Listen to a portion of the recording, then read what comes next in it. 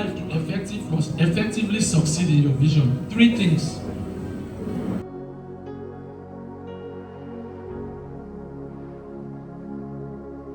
You must have a vision. Just like in cooking, you must know what you want to cook, what your family has to eat. You must have a vision. A vision is the mental image that you have of what you want to do. The mental image. You have not seen the soup you want to cook. You have not seen whatever you want to do. But in your mind's of mind, you know that this is what I want to do. That's your vision for the week. Before you start planning, you must have a vision, even for your life. You must have a vision. Now I'm talking about a woman in the kitchen. She knows that this is her menu for the whole week. And so if she knows that this is her menu for the whole week and she has planned for it, if you ask her, what are we eating this week? She will tell you that on Monday, this is what we eat. If the food is remaining, this is what we'll do on Wednesday, this is what we'll do on Friday, and this is what we'll do on Sunday. She already has it in her mind. So too is me and you, our lives. That's how our lives are supposed to be. You have to plan. You have to know what you want. You must have a mental image of what you want. And so in planning, there is short-term planning and long-term planning. Write it, please. There is short-term planning and long-term planning, which is short-term vision and long-term vision. Short-term vision and long-term. It means what you need to accomplish in the next coming months, in a few weeks' time, in the next coming months. And then what you want to accomplish in the next coming years. You must have it. And I've always been telling me and you that everything should be written down, just like your market list. Everything should be written down. But eventually you don't know how to write, but one way or the other, you know how to keep your information. Alright? The Master Jesus out of your equation in your planning. If you take him out, it's as if you are doing it out of your own power.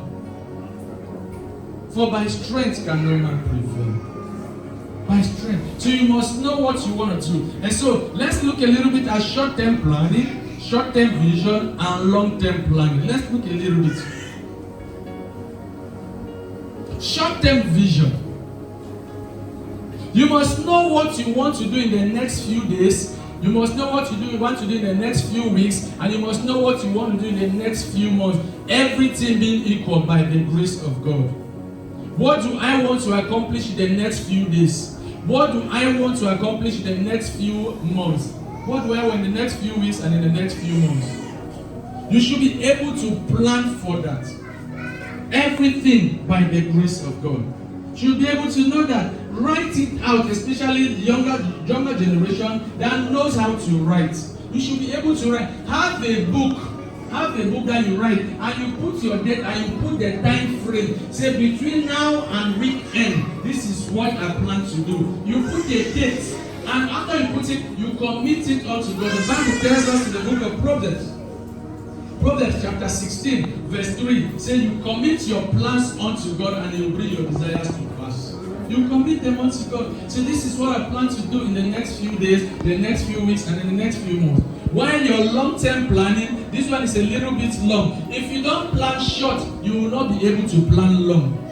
Because it isn't short that gathers like that and makes it to be long. Say, this is what I plan to do. This is my vision. You need 3 things in life to effectively succeed in your vision. 3 things.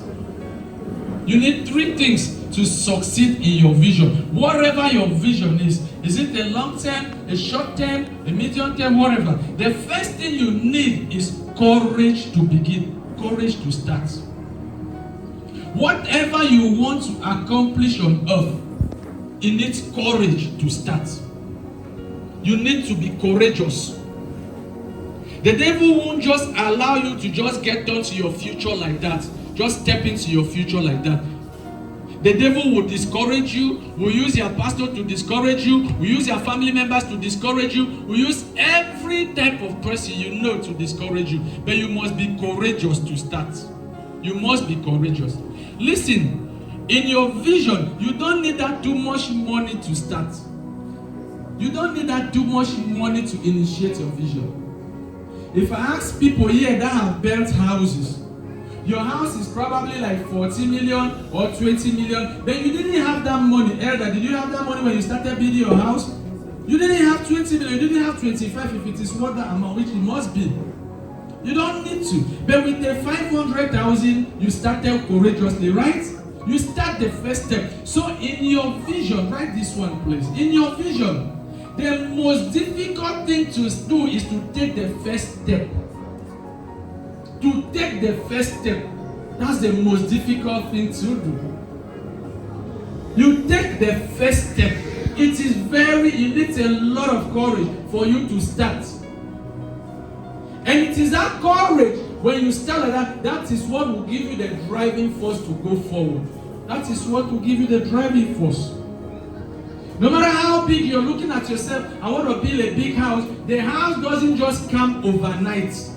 And you don't have a 50 or a 70 million kept somewhere to build that type of house. You probably have just 1 million, 1.5 somewhere. You start with courage. Type of things. You must know the people you talk to.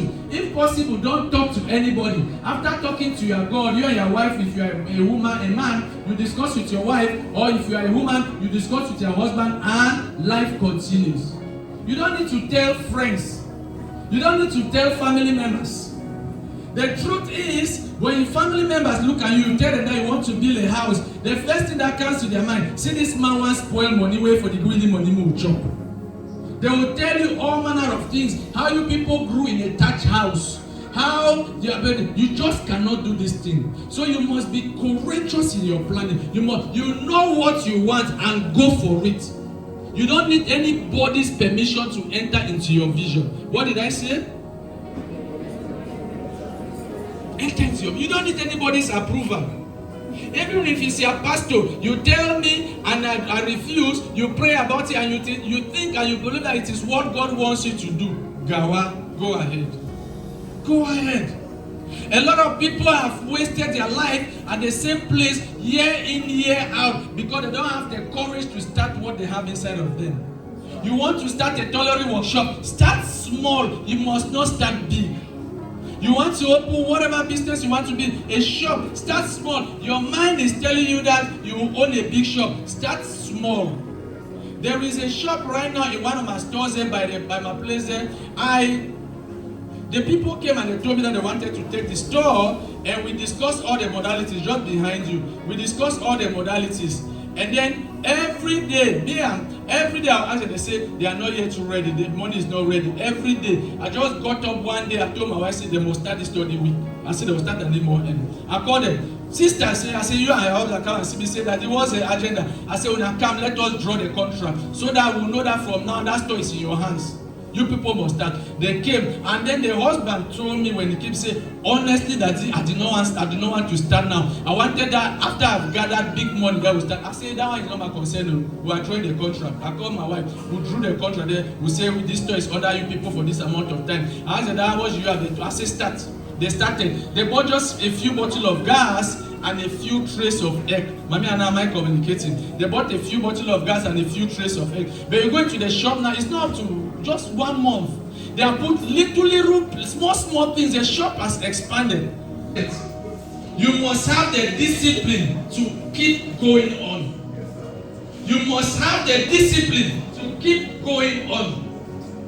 It is very difficult to start a project, a vision. Very difficult. But it is more difficult to continue it. Very difficult again. You must be very, very disciplined. The little money that is coming in, if you are not careful, your family members will see that you have started business. They say you don't get money now, you don't run all man.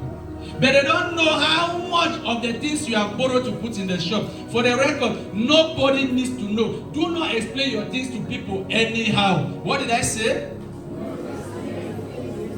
They don't need to know how you're living your life. People are just looking at the things that you have. Do they know how many debts you have, Brother Sam? Do they know how many debts you have? When you wanted to go and borrow, did you consult them? People don't need to know. Continue. Once you and your wife and you are God, you are on good food, you people have accepted, have agreed, you continue. Do not give. You must have the discipline to keep moving on. You must discipline yourself. Once you have started, is it a small shop? Do not spend your money anyhow. Do not try to compare the neighbors, what the neighbors are eating, what the neighbors are wearing, what their children are wearing, the school their children are going. You don't know where people are making their money. You don't know the side businesses that people are having. They call it the side gigs. There's little places that money is coming in. There are some people, even though you people are living at the same place, they have farms that their fathers have left in wherever they grew. Because they came, you people are living at the same place, you will not understand. You look at them, you people are doing the same building, you people are doing the same work, but they have little money that at the end of the year it comes in. My friend in Mutangere, Dr. Echi, he has a school, he's teaching in Limbe, he has a school, he has a church. Me and him were teaching in a Bible school. The wife works in an animal pharmacy. And then in my mind, I was like, I've asked myself that question several times, but I've not really had the courage to ask him. So one day he asked me that. I said, Prof, he said, you are not asking me where my money is coming from. I said, I don't overthink about it until I start quiet. Then he laughed. I said, I've overtalked about it. He said, his father died. He was a very rich farmer. The father died and left them 22 hectares of cocoa farm.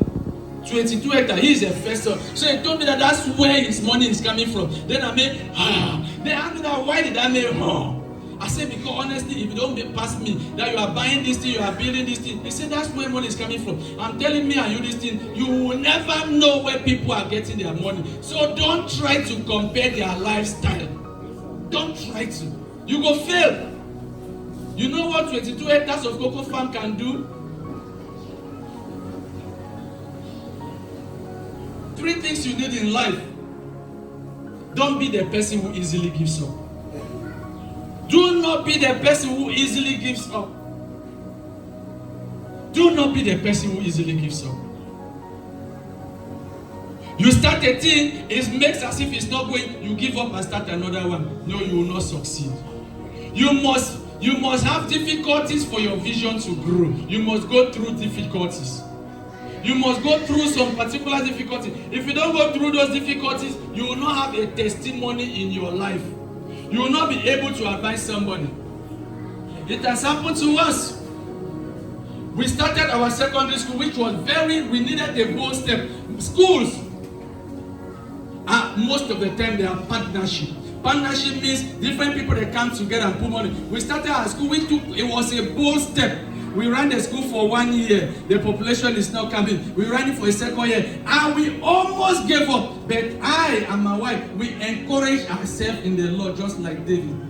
Because all these things, for the first 3, 4, 5 years, you are still putting money there. Paying teachers 826,000 every month is not chocolate. 826. And the total population is just 65 right now. So if you take that total population, out of that 65, I'm counting my children who are there, who are not paying fees, plus the other children that I'm taking care of. So let's just say it's 60 children who are there. If you take 60 and everybody pays school fees, but for the record, not everybody in the school will pay complete school fees. Some children will pay, others will not pay. There will always be like that. So if you put the money that will come in, it's 3 million. 3 million that will come in for everybody to pay fees. Then if you put the money that we are paying teachers, it's 826. If you take 10 months, it's 8,260,000. Remove 826 from 8 million. So we're talking about 7 million something. How does that money come? Extra 4 million. It's coming from our pocket. Not easy at all. But I cannot explain this thing to everybody because you will not know. We almost a 10K. So we have done that for the first year, we have done that the second year, we have done that the third year. Not very easy. But one thing I encourage myself, my wife and I, we encourage ourselves that even Bible said, as you start small, it's going to be big. One day it's going to be big. Don't easily give up in your vision. When the school will boom here, 700 people, 1,000 students, that is when they say, Pastor Ngalle get money. But you are not looking at how much we borrowed before, where we got the money before. For 8 months, she had been using transport from here to live and going to work because we could not afford to buy her a car. Not because we could not afford. We have a vision that we are putting money inside. So for 8 months, she had to be jumping taxis under rain, under sun. Don't be the person who easily gives up.